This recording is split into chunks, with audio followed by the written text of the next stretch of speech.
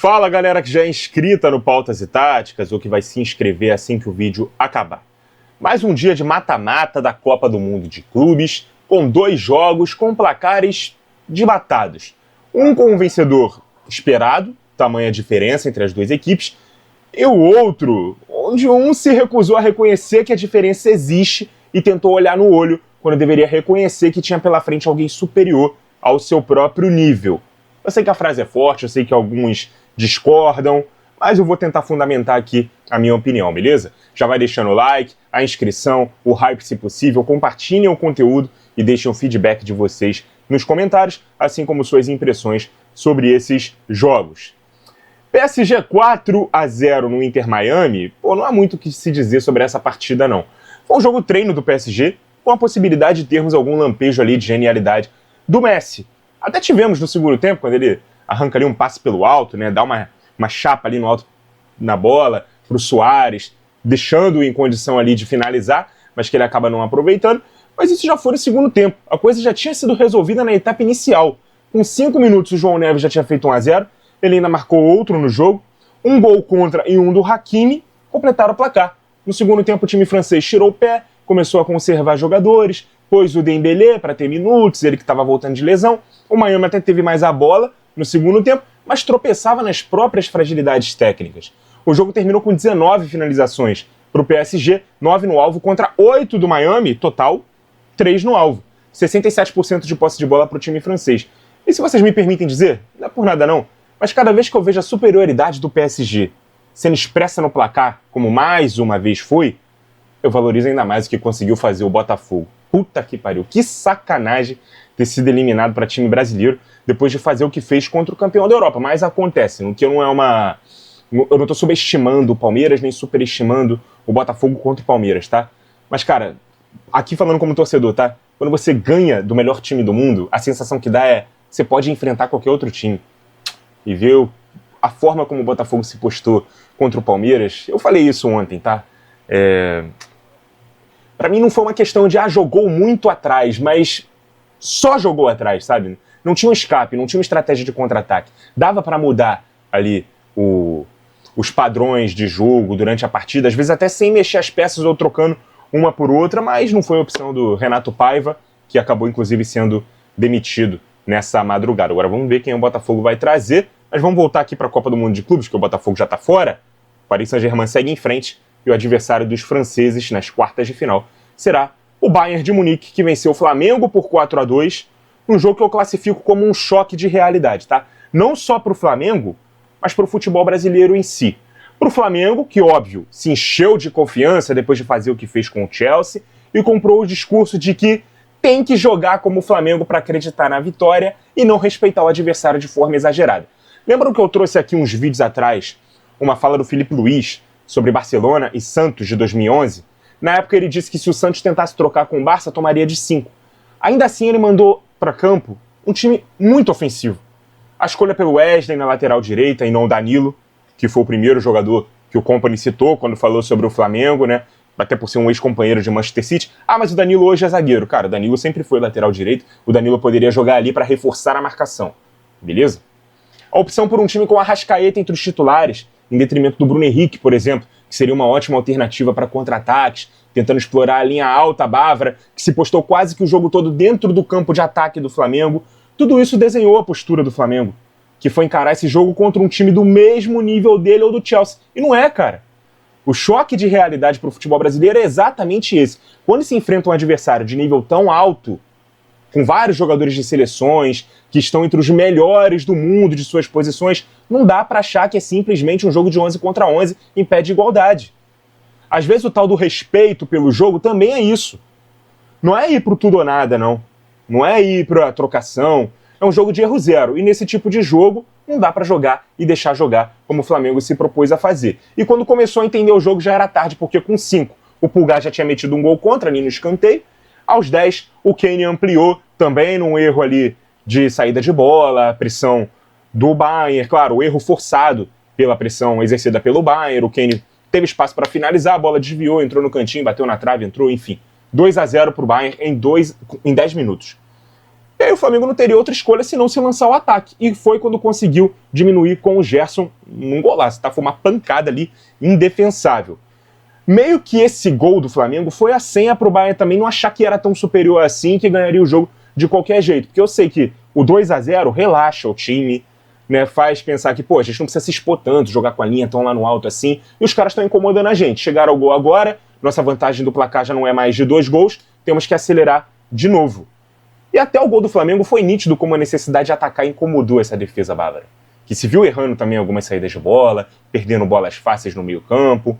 Nas pontas, o Olise, né, que não conseguiu criar tanto. Grande jogo do Alexandre, inclusive, que conseguiu dificultar muito as ações do Olise. Mas quando quis, o Bayern recuperou o domínio da partida, a concentração aumentou, o time voltou a trocar passes, acelerar na hora certa e chegou ao terceiro gol, com o Leon Goretzka batendo livre de fora da área. Aqui não foi erro forçado não, foi erro do Flamengo mesmo. Lembra que eu falei que o jogo era de erro zero? Não pode deixar um jogador que finaliza tão bem de longa e média distância como o Goretzka sozinho na entrada da área. Ele teve a leitura certa do lance, não tentou passe, enfiada de bola, que muitas vezes é o que o time brasileiro faz, né? O jogador tem medo de arriscar de fora da área. O Goretzka não teve esse medo, marcou o terceiro gol, beleza? Vamos lá. O Flamengo já tinha errado bastante, né, para um jogo que era de erro zero. E mesmo com a diminuição do placar, com o Jorginho ali de pênalti, depois da mão do Olise na área, já no segundo tempo, isso não foi bastante para dar ao time uma sobrevida. O Kane deu números finais ao jogo, bola ali achada do Kimmich para ele, esse aqui um gol de total mérito do ataque bávaro. E, cara, esse resultado, esse 4-2, mostrou a nós que o abismo entre nossos melhores times, e definitivamente o Flamengo é um dos nossos melhores times, e os melhores times da Europa ainda existe, cara. Eu tenho certeza que tem rubro-negro orgulhoso, como esteve na derrota para o Liverpool em 2019, porque o time não baixou a cabeça, não abandonou as próprias convicções táticas, mas talvez tenha sido exatamente essa a decisão errada, para enfrentar um time que é tão melhor que o seu. Nesse momento, a questão não é mais de será que vai dar para ganhar, e sim quanto tempo o Flamengo vai aguentar. O time do Filipe Luiz aguentou 5 minutos sem estar perdendo o jogo, pô. Correu atrás, não desistiu, mas mesmo com a vantagem ligeira nos números, 51 a 49% de posse de bola para o Flamengo e 12 finalizações contra 8 do Bayern, perceba a eficiência bávara, 4 no alvo, os 4 gols. O Rossi não fez nenhuma defesa. O Flamengo acertou 1/3 das finalizações que fez. A única defesa do Neuer, um verdadeiro milagre ali no chute do Luiz Araújo, quando o jogo ainda estava, ou já estava, você pode ter a leitura que quiser, 2-0. O goleiro alemão participou mais vezes do jogo com os pés, saindo da área, ajudando na saída de bola, desafogando o time. Teve uma até que ele tirou assim com o peito de fora da área, a torcida ficou pedindo um toque de mão e nitidamente não foi. Do que, fazendo defesas lá no gol. Mas enfim, nada disso tira a dignidade, o cair de pé que o Flamengo teve na competição, tá? Mas em nenhum momento fica aquela sensação de dava pra ganhar. Talvez desse se o time tivesse adotado uma estratégia específica, tal qual o Botafogo fez para vencer o PSG. Não é vergonha jogar de forma mais defensiva, se isso significa tornar seu time mais seguro e também mais agressivo nos contra-ataques. O Flamengo tinha arma para isso, tinha poder de fogo para isso. O Filipe Luiz sabia disso. Mas às vezes para o rubro-negro mais vale jogar como o Flamengo do que fazer o que é preciso para tentar ter uma chance de vencer um adversário sabidamente mais forte. Às vezes falta um pouco para o flamenguista olhar para si mesmo e reconhecer que do outro lado tem um adversário superior. Se um time amplamente hegemônico em sua liga, hexacampeão europeu e tetracampeão mundial, não desperta uma certa dose de realismo, não só para quem torce, mas também para quem escala o time e quem joga, o clube dificilmente vai ter essa percepção, sabe? Esse realismo. Dificilmente algo vai fazer eles conseguirem olhar para o adversário dessa forma, com mais respeito. Enquanto o Flamengo, e o flamenguista, e o rubro-negro, e quem faz futebol, e quem joga, e quem escala, e quem treina, enfim, continuarem achando que o Flamengo é do mesmo patamar dessas equipes, ele vai continuar passando por isso, cara. E o Flamengo é um time que tem totais condições de voltar para a próxima Copa do Mundo de Clubes, tá? Mas ele tem que entender uma coisa. O elenco dele, que normalmente ele vai ser sempre superior, ou na maioria das vezes superior, aos outros dentro do seu cenário nacional. Um cenário de clubes muitas vezes quebrados, afundados em dívidas, que tiveram que fazer SAFs para se levantar. que gastam mais do que arrecadam, e isso o Flamengo reclama, porque ele tem o maior orçamento do Brasil, ele tem as maiores cotas de TV e ele consegue gastar mais dinheiro do que os outros de forma natural. E aí ele questiona os méritos dos outros que conseguem fazer isso, né, por meios terceiros, não por méritos próprios. Beleza? Digamos assim. Quando ele vai para uma Copa do Mundo de Clubes e enfrenta times com orçamento 5 vezes maior do que o dele, com jogadores que custaram 100 milhões cada um, ou perto disso, nos auges de suas carreiras, não é olhando no olho que você vai conseguir ter alguma chance, cara. Às vezes falta um pouco dessa falta de soberba, dessa humildade de reconhecer que do outro lado tem um time que é muito melhor do que o seu. Beleza? Fica aqui o meu recado, meu alerta, como eu posso dizer, a minha análise sobre isso, vendo de fora, tá? Vendo até como uma visão não só de um rival, mas como um não torcedor do Flamengo, com quem convive com torcedores do Flamengo, né, em sua maioria, no estado do Rio de Janeiro.